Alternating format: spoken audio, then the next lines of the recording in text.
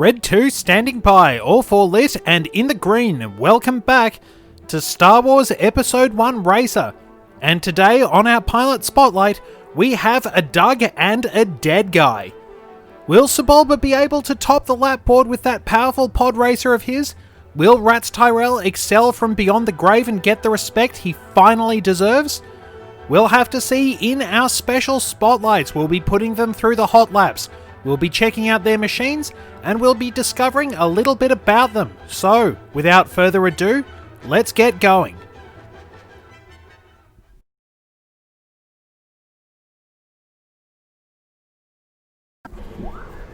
Interestingly, Sebulba used to be a slave on his homeworld of Malastare, most likely due to the Grand's taking over.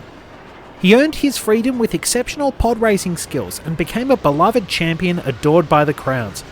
Though some people would have liked to have Sebulba disqualified for cheating, bribery and general foul play, all tactics he used to help supplement his skills, Sebulba was far too popular for anyone to touch. His dexterity was the secret to his natural racing success. The arboreal Dugs can use all 4 limbs very well, and Sebulba will use his arms, actually his usual means of locomotion, for steering while his legs perform finer functions. With his success came quite a decadent and opulent lifestyle, and Sebulba was always decked out in his finest for races. Many trophy coins adorned his racing gear, and he owned a number of slaves, such as the Twi'lek sisters Anne and Tan Geller, and Sebulba also assisted with several slavery rings for Gardula the Hutt. So much for remembering where it came from. During the Boonta Classic, Sebulba would take out Maz Guo, Mahonic and Clegg Holdfast with a range of dastardly tactics. The honourable racer Ratts Tyerell wanted to kill Sebulba for his despicable cheating, but Ratts unfortunately married his pod racer to a massive stone formation in the Laguna Caves. While Sebulba ultimately lost and his pod racer was destroyed, he very quickly bounced back. He would actually purchase Anakin's pod racer from Qui-Gon Jinn and get back into form, winning many more races over his career. Sebulba remained a very sore loser, however, to the point of placing a 4,000 credit bounty on a Dug named Gazurga who had bet against him in the Boonta Classic. He would ultimately retire from pod racing, with his son Hekula piloting Sebulba's new racer in 26 BBY. Hekula crashed the pod in his debut race and was actually beaten by Anakin. Hekula was forbidden to race again, and Sebulba wound up buying himself a new pod racer. This model was a Color Pondrat Plug G Gargantua Split X model, the successor to his original racer.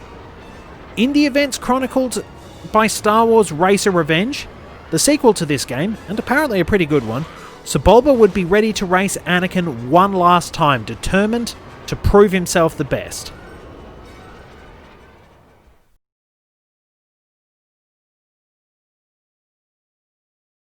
And of course we have Sebulba's pod racer. It uses 2 Color Pondrat Plug F Mammoth Split X engines. Their bulk has been put to good use on many occasions. Their durability and size made it easy for Sebulba to ram opponents into obstacles and off the course. The cockpit measures almost 4 meters long, 3.96 meters if you want to be really precise, and the engines are 7.47 meters long. Their illegal fuel setup grants this racer a pretty impressive speed of 829 kilometers an hour, and they also have a very distinct sound due to that fuel setup. Sebulba's pod racer has used a nail shooter as a weapon, but it currently has a buzzsaw for cutting the connection cables between cockpit and engines, as well as his flamethrower. The cockpit is also set up so only Sebulba can use it, and he also knows which bits he can break off to throw into people's engines, as we saw when he dispatched Maz Guo in Episode 1. If any inspections happen to come along, all that illegal weaponry suddenly disappears. As we can see, Sebulba is fast. He doesn't have great acceleration, his cooling isn't very good, and most of the stats are not fantastic with the base parts. Traction is okay, but Sebulba is very fast. If we select him and head up to check out everything at Watto's shop, then we will see that Sebulba will still wind up with okay traction. Not too bad, but could be a lot worse. His handling will actually turn out pretty well once you start upgrading it. His acceleration, on the other hand, doesn't really jump up that much, but in exchange, he's almost hitting top speed with just a plug 3 thrust coil. He will go on to hit some very good speed as a result of upgrading these parts. His braking actually winds up turning out pretty well, as we can see with the Quadrajet, and his cooling will be... well, it will probably be not that great if I'm going to be honest. His repair capacities are actually pretty good overall. Not outstanding, but they will serve him pretty well in a crisis.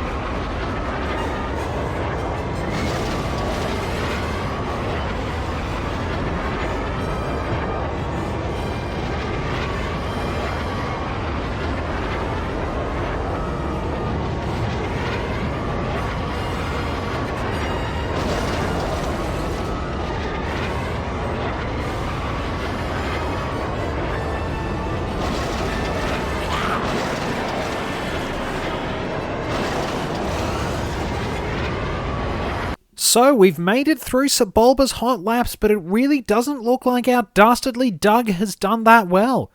Sebulba's a bit slow off the line, though he does apparently have good top speed, but that acceleration has come back to haunt him, because Sebulba has only been able to post a time of 2 minutes 5.087 seconds. Not very good. He's 2.5 seconds, almost 2.5 seconds anyway, outside Anakin Skywalker. Sebulba's not going to be happy with that, and his lopsided stats do actually reflect that. A bit unfortunate, but we'll see how the other times fare.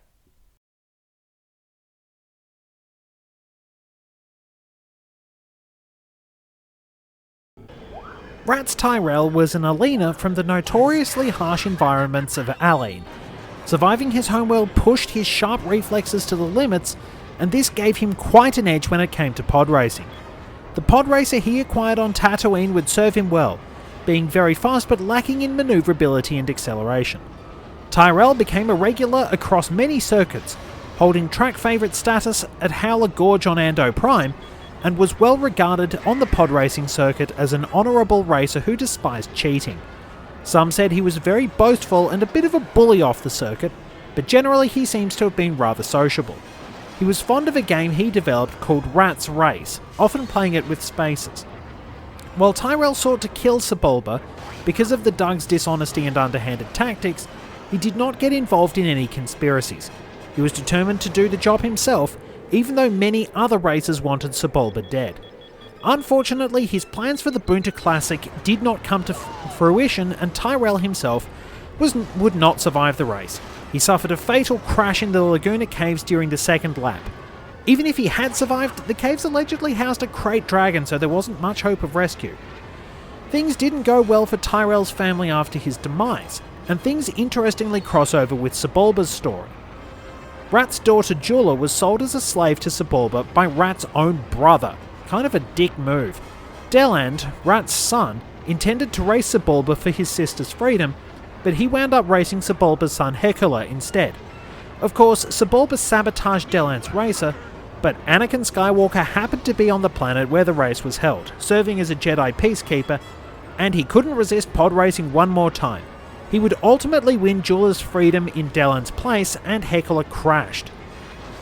Deland would also ultimately create the Ratts Tyerell Foundation, an organisation dedicated to making pod racing safer, especially for those who had spouses and families. They campaigned successfully for pod racing to be outlawed on many worlds, though allegations that this was secretly a Republic crackdown on non-human activities were denied. It is worth noting Anakin Skywalker knew of Ratts Tyerell and regarded him quite highly. When speaking with Ratts' children, he described their father as one of the best on the circuit, although they noted his reflexes weren't quite fast enough. To be fair to Ratts, his reflexes might have been brilliant, but he probably didn't have nerves of steel. He would have panicked, and your reflexes can go to hell in moments like that. Still, it kind of sucks for Ratts Tyerell because he's actually the only person who died during the race.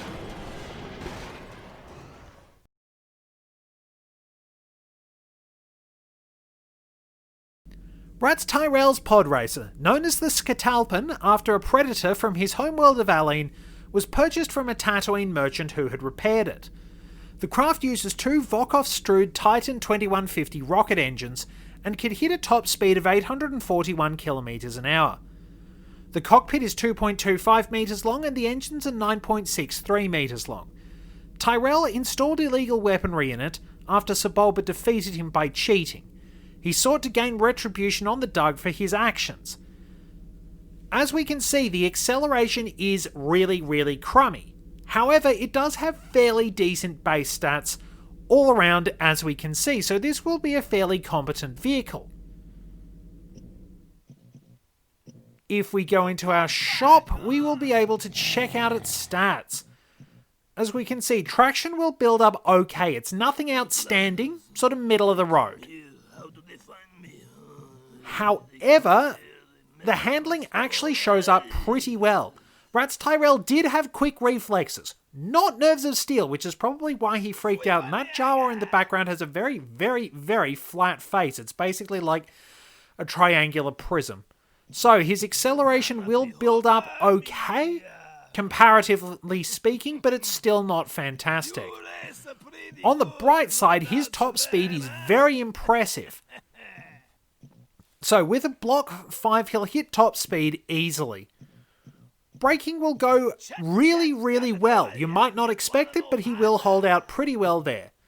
As we can see from the slow build-up of the coolant, it's okay. His boost will go pretty well, but he will need to cool down for a fair while afterwards. And as for the repair options, Tyrell will do pretty well in that field.